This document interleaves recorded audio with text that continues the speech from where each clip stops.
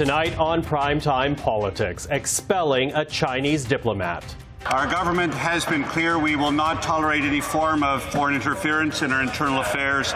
The Trudeau government declares Zhao Wei unwelcomed in this country for taking part in an intimidation campaign against Conservative MP Michael Chong. Why did it take the government so long? What about other calls opposition members are making about foreign interference? We will speak to an MPs panel. And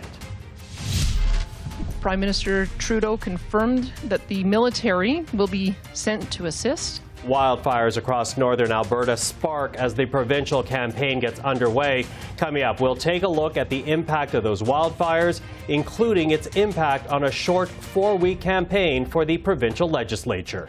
This is Primetime Politics.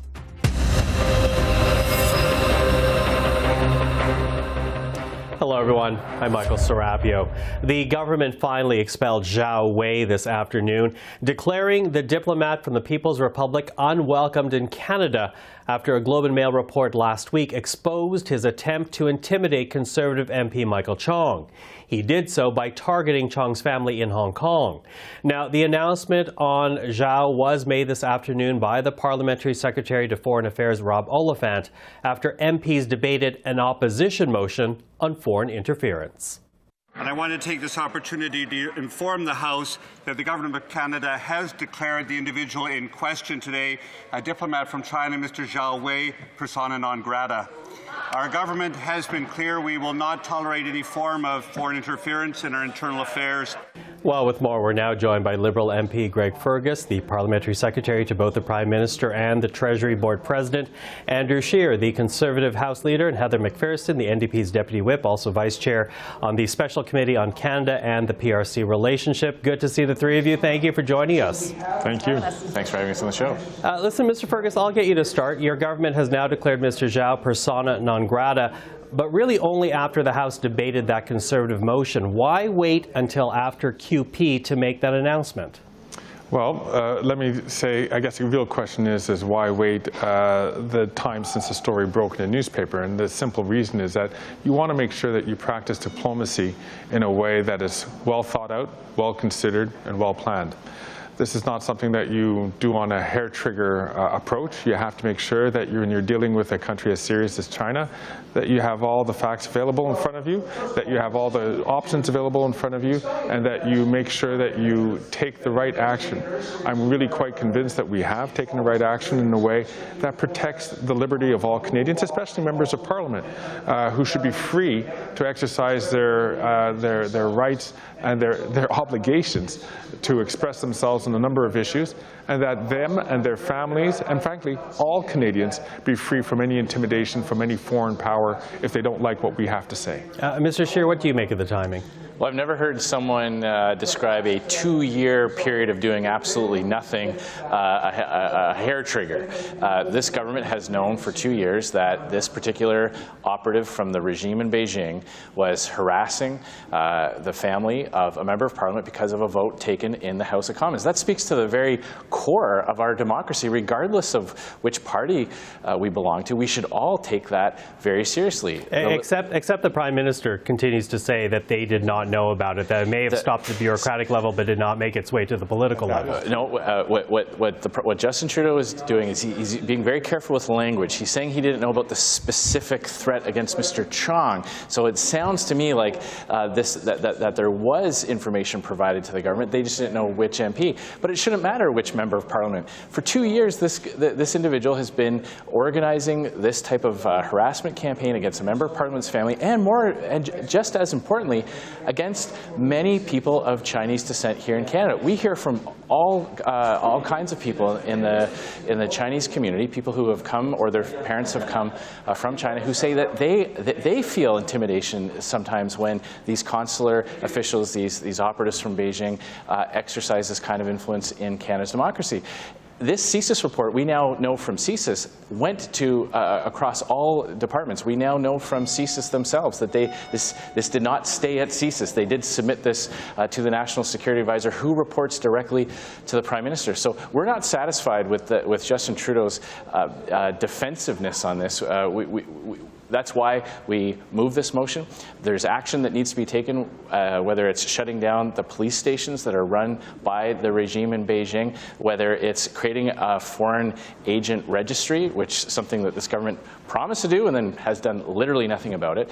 And as you point out, for over a week after this story broke, the government was saying that they were powerless to stand up for Canada. They were more worried about hurting the feelings of the communist regime in Beijing than standing up and protecting Canadian democracy. This inaction speaks volumes about this current government. Ms. McPherson, what do you make the government's timing here? Did they take too long? You know, I think we're all disappointed by this. I mean, this is at the very lowest bar that the government could have done. This is the very least that they could have done to protect our democracy, to protect parliamentarians.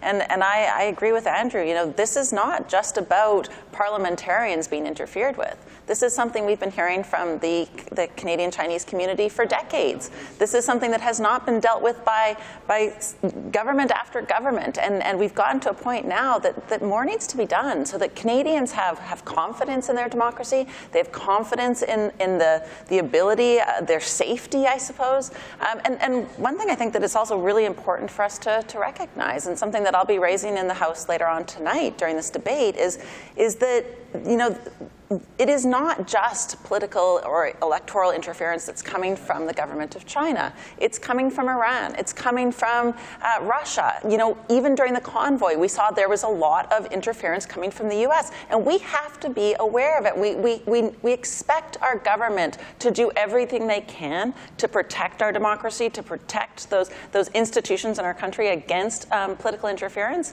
And so we need the government to do more. We need them to act faster.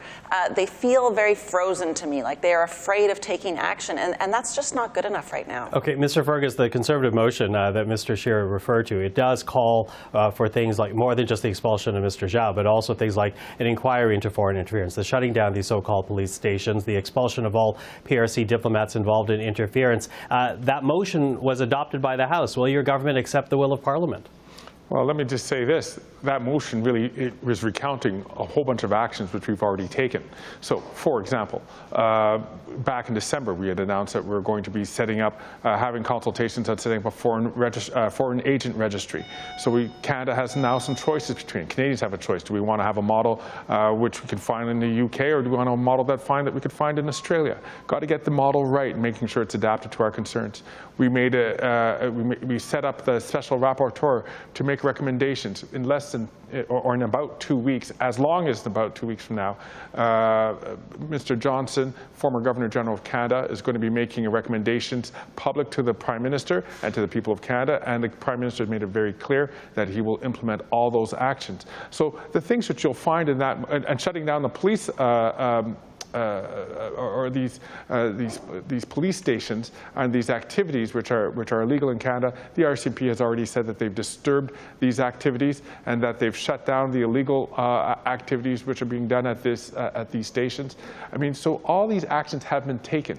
I'm glad that there is a motion on the floor to deal with that, and you'll be seeing this government continuing its way to making sure that Canadians are safe, not only just parliamentarians, but all Canadians are safe. That's not a partisan issue. That is a fundamental responsibility of every parliamentarian. I've got a couple of minutes left here. One minute to you, Mr. Scheer, 1 minute to you, Ms. McPherson. Your reaction to what you just heard, Mr. Scheer. Well, my Liberal colleague still suffers from that problem that Liberals seem to have all the time, where they confuse making an announcement with action. They said they were going to close the police stations. They're still open and operating. They said they'd bring in a foreign agent registry. They haven't. And it's not like these things, these incidents just happened a few weeks ago or a few months ago. We have known about this interference scheme that the Beijing regime has been operating for years. So to say that they're consulting and they're studying, they've had years to do that, and they still haven't done it. And what they've done with this phony, bogus title of a rapporteur, they've picked somebody from the Trudeau Foundation, an organization that is embroiled in scandal because of a donation that was solicited by the Prime Minister's brother, by Justin Trudeau's brother, to go and collect money from someone linked with the communist regime in Beijing. That's who they've picked to head up this study as to what should be done. So they've hired someone from the Trudeau Foundation to look into what kind of a process they should implement to study this issue. It's all bogus. It's all words. Canadians expect real action. When our democracy is threatened like this, and when thousands and thousands of Canadians of Chinese descent are being targeted like this, Canadians expect results, not more consultations and studies for months and months and years, especially when there's an election on the horizon. If the government continues to drag its heels, then we will go into the next general election with the same types of threats hanging over our head as we saw in 2019 and 2021. Okay, Ms. McPherson, last word to you. Thank you so much. Well, I think we really need to take these threats against our democracy very seriously. I think that Canadians expect all parliamentarians to work together, all parliamentarians to find solutions to these. These are things that the Government of Canada needs to act on. They need to act quickly on. They have dropped the ball. They have failed to make sure that parliamentarians, that Canadians, that their safety is protected, that the democracy is protected in this country. But I think going forward, let's find those solutions. Let's find those ways to work together. This has to be bigger than partisan politics. This has to be about making our democracy stronger, giving Canadians the trust that their government will take care of them, will take care of parliamentarians, will take care of our vital institutions. It's just too important to make this a partisan issue. It has to be something that we all work together on. Okay, Ms. McPherson, Mr. Fergus, Mr. Scheer, thank you for the time this evening. Thank you. Thanks very much. Well, let's stay on this topic right now and bring in Arthur Wilczynski. He is the Senior Fellow with the University of Ottawa's Graduate School of Public and International Affairs. He spent more than 30 years in the Canadian Public Service working on foreign policy, intelligence, and security issues. Arthur, thank you for joining us tonight. Thank you so much for having me. So here we have Zhao Wei now being declared persona non grata by the Canadian government. This was after a week of heavy pushing from the opposition, in particular Conservative members. Did it take this government too long to come to that conclusion? I think it did, but I'm glad that it's an important step that they have taken. I think it was the very least that the government could do in terms of conveying to the government of the People's Republic of China and to Canadians that the behavior of foreign interference, in particular the threatening behavior undertaken by this individual, is unacceptable. And it's a very calibrated response, but it's also a fairly limited and circumscribed response. Limited, as you say, but why limited, though? Because, yes, Zhao Wei was involved in this intimidation tactic, and make no mistake, that's what this was, in trying to intimidate a member of parliament. But at the same time, this is on top of foreign interference in 2 federal elections at least, Chinese police stations, so-called police stations in this country, intimidating the Chinese diaspora who are now part of this country. Why does it have to be limited? Well, I don't think it needs to be. I think that's a judgment call. And I think that the government and the minister over the past number of days have been signaling that they wanted to send a message, but they were also concerned about a number of factors. The concerns, I think, are legitimate in terms of what will be the response of the People's Republic of China. Historically, that government does take disproportionate action, and it can affect our consular affairs, it can affect economic interests. But again, that's why I'm glad that this is a first step, and I agree that it's limited. All of the things that the PRC has been doing in Canada over the past number of years have been completely unacceptable. The fact that they've been doing it with impunity, the fact that they've been doing it in multiple places across the country, where, like you said, the reports of the police stations in Montreal, in Toronto, in Vancouver, this is something that's widespread. And I think that a more robust response would have been appropriate. But again, I think that I prefer a response than no response. I do wonder, though, what is the concern, though? You say you believe that the government hesitation on some fronts is legitimate. Walk us through that, because I think there are a lot of Canadians that don't understand. They look at this and say, clearly, these Chinese diplomats, or this one Chinese diplomat at least, was trying to intimidate a member of parliament, which has an impact on our democracy. Right. You're trying to influence the Chinese diaspora in this country, which has an impact on our democracy. So what is the fear of basically saying to China, no? So the fear is that they'll take action in various areas unrelated to the specificity of what they're accused of doing here. And that cuts across a wide swath of potential activities. So again, Canada has a diplomatic presence and a consular presence in the PRC. We have a presence in Hong Kong. And the concern is that if we kick out one, they'll kick out many. And that our ability to serve the hundreds of thousands of Canadians who live in either Hong Kong or the PRC will not have access to the kinds of services that they need in order to maintain their well-being in terms of maintaining connections to Canada. So that's a legitimate concern. My experience has been, and I'll draw on the time when I served in Norway as Canada's ambassador there. When I was there, the Norwegian government was in a very significant spat with the PRC, and that was over the awarding of a Nobel Prize to a Chinese dissident. And China took broad action against Norway, tried to make an example out of Norway because it was so displeased with the actions of the Nobel Peace Prize Committee. And so I think it's legitimate to expect that China will undertake the same kind of broad-based action against Canada. So we need to be measured. We need to understand the implications. And I think that that's why, over the past number of days, Minister Joly and the Prime Minister have been saying that our response is going to be, measured. We'll communicate it appropriately to the representatives of the PRC. It's why the Deputy Minister of Foreign Affairs had called in the Chinese ambassador. I think all of this was laying the groundwork over a number of days through very strong diplomatic language that something was going to happen. So it wouldn't surprise the PRC. We'll now see whether or not the PRC will reciprocate or aggravate the situation. But again, as you said, I think that this is literally the least that the government can do, and I would have hoped that they would have been more robust in their response. Now, Michael Chong, of course, the Conservative MP at the center of this most recent episode, he stood up in the House of Commons today and accused the government of failing to protect members of Parliament, failing to protect the democratic process in this country. What do you say to that? I say that he's correct to be angry. I say that he has, and Canadians have, every right to expect that the government is going to protect them and their national interests. And I think that it's taken too long for the government to take this small step. I think that we've been hearing from everyone from the Prime Minister, Minister of Public Safety, various national security and intelligence officials for months now that China is the #1 foreign interference threat to Canadians.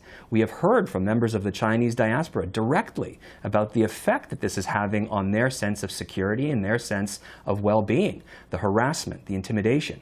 It's unacceptable that this kind of behavior happen in the country, and that we need to send a strong message. And the conversation around we were worried about the consequences, I think ignored the fact that Canadians are already suffering the effects of the foreign interference. We're not starting from zero, and that the initial action is this expulsion of a Chinese diplomat.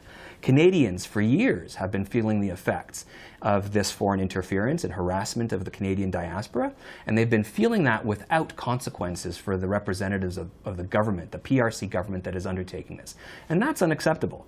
We have to show that we will not tolerate this kind of action for the benefit of Canadians who are suffering and who are the victims of this action, but we also need to send strong action to other hostile state actors who are looking at what Canada is doing and are coming to the conclusion that this is a permissive environment, that they can interfere with diaspora communities here, they can harass and intimidate, and that the Canadian government will be reticent to take action. And that is a terrible message to send both to Canadians and to those hostile actors that are willing to intimidate us on our sovereign territory. Arthur Wilczynski, thank you for this. Really appreciate the time. Thank you so much. Ottawa says it will answer Alberta's call for help. There are right now dozens of wildfires burning in the province, and that has forced the evacuation of tens of thousands of people. Now, earlier today, the Alberta Premier did speak with Justin Trudeau after formally submitting a request for assistance. Now, the wildfires and evacuations come just days after the provincial writ was dropped. And to discuss how the current state of emergency in Alberta may affect the upcoming provincial vote, we're now joined by two journalists who are covering the campaign quite closely. Elise von Scheel is a provincial affairs reporter for the CBC. She's also the producer of the West of Centre podcast. And Alex Boyd reports for the Toronto Star's Calgary Bureau. Hello to both of you. Hi. Hello. Now, of course, this political campaign is arguably more of an annoyance to anyone who's been forced to evacuate their homes. But given that we are a political program, I do wonder how this disaster is affecting the first days of campaigning. Alex, I'll get you to start us out here. Yeah, I mean, to your point, there's 25,000 people in Alberta right now who can't go home, who are probably not thinking a whole lot about politics right now. But it is having a huge effect both politically and non-politically. I mean, when you look at the numbers, I think it's so clear what's happening in Alberta right now is very unusual. I had a look at the provincial database this morning. There's 100 active fires currently alit here in the province. There's been 400 since the beginning of the year, an absolutely whopping 400,000 hectares of land burned. And this is causing huge problems across the province. There's been campaigns that have been suspended in areas that are particularly hard hit by fire. I know there's at least one MLA who has said that there are fires, multiple fires actually bearing down on his land, so he's had to pull back. So logistically, it's been a real problem. Both campaigns have said that they hope to go ahead. They hope that the election will be able to go ahead as planned. But at the same time, Elections Alberta may have to make tweaks in terms of local accommodations if people, frankly, just aren't able to get to the polls. But more broadly, I mean, the fires have pulled focus over, whatever the heck the parties thought they were going to be talking about the first election of the campaign. We've seen a few kind of fragile signs of bipartisanship, which feels a little bit unusual in Alberta right now. There's a photo from yesterday of Premier Danielle Smith and Rachel Notley seated at the same table having a discussion about what's going on with the fires, which makes sense, of course. Rachel Notley is the leader of the opposition. She was also premier in 2016 when fires ripped through Fort McMurray. So evacuation and fire management is something that she knows a little something about. So we've seen them, fragilely come together a little bit. But at the same time, at a time when managing disasters like this are increasingly a part of the premier's job here in Alberta. In the last decade, we've seen major flooding, we've seen major fires, we've seen COVID, obviously. At a time when questions of leadership are a big part of the campaign, Danielle Smith is really going to be in the spotlight in terms of her ability to manage a crisis. Yeah, and of course, this is such a short campaign, at least. We're talking about 4 weeks here. And when you look at that time period, everything and anything can affect the outcome or how people feel. What are you hearing about the impact of this fire so far, or these fires rather, so far on the campaign? It can be a plus and a minus, and both can exist at the same time. And to Alex's point, if your ranch is on fire, if you are in a hotel because you've been evacuated, you're probably not paying a lot of attention to what's going on. And I know that both campaigns, when the election started out, were thinking about this as a possibility, right? They were looking at the fire reports and at the weather and thinking, fires might actually end up being a question in this election. So it knocks people off message, right? Anytime, especially in a short campaign, that you're not able to win the day, as they like to say, anytime that you're not the one controlling the messaging, it can be a lost opportunity to gain momentum in a short campaign.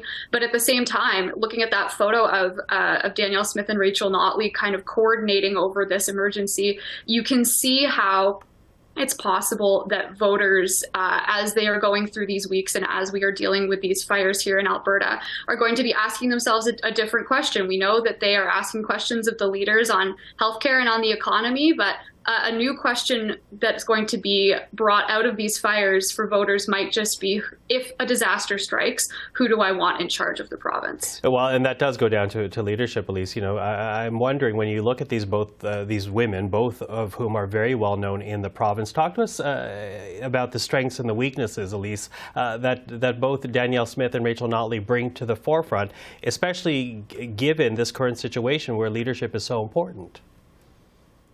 Well, it's a unique situation. It really doesn't happen outside of Quebec that a leader is the premier and then loses, stays on as the opposition leader, and comes back for another round to what Rachel Notley is doing. And it's a unique situation. Both women are women. We've got two leaders who have also been in that premier's office and are fighting for a chance to get back there. And so it's the unique situation where you can't draw too much attention to your opponent's record because they can equally draw attention to yours. Both leaders have things that they have done and have said that have been clearly and deeply unpopular with people. And so that is going to be a factor in this campaign, as well as the fact that they are both they both have very strong personalities and are both very, very good communicators. And so when you're looking at how the issues play out, they're pretty evenly matched on a lot of things. And so when it comes to this fire, when you've got both with some experience managing these things, and where voters are looking for that little bit extra, a time like this is where some of those questions can, I think, be settled. Yeah, Alex, what would you say about the strengths and the weaknesses of each party leader in this one? I think it's interesting when you look at kind of how each leader relates to her party, because when you look at Danielle Smith, I think a lot of observers have cast her as more of a liability. She is someone who has a history of making controversial statements, is a little bit more untested in terms of her ability to kind of step up and be that face of trusted leadership, as opposed to her party, which is, you know, a well-known brand in Alberta and one that does tend to get voters out to the polls and a little bit more excited. When you compare that to Rachel Notley, the polls seem to suggest that she is often more popular as a leader, as a person, but then her party is something that, you know, is a little bit more untested or is viewed a little bit more skeptically within the province. I mean, if you look at the election signs that are all over the province right now, the Conservative signs say nothing about Danielle Smith. The Orange NDP signs, of course, all have the Team Rachel Notley banner on them. So in terms of the relationship to leader to party, we're looking at slightly different situations here. Rachel Notley obviously has stood up and led through a fire before.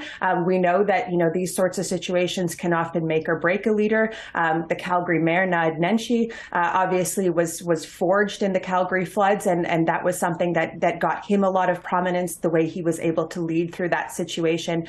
So in some ways, I think, you know, Danielle Smith is really going to be in the spotlight here, but it's opportunity too, because at a time when her personal ability to lead, her credibility as someone in the premier's chair is sometimes something that's questioned. You know, how she manages herself in the coming days and weeks could have a real impact. Listen, I've only have about a minute left here, but I do want to get an answer from each one of you, because as you know, when it comes to political campaigns ahead of an election, it's often what is not planned that becomes the defining issue that affects the outcome at the end of the day. Do you think this fire will be, or these wildfires will be, the defining issue? Again, given just how short this campaign is. Elise, I'll begin with you. That I'm not sure about, and especially because they're concentrated to a specific geographical area. So if you're talking about Calgary, where everybody says the battleground is going to be, we aren't so much affected by the fires down here. I think the broader themes that the fire could establish when it comes to leadership will be a big factor in the campaign.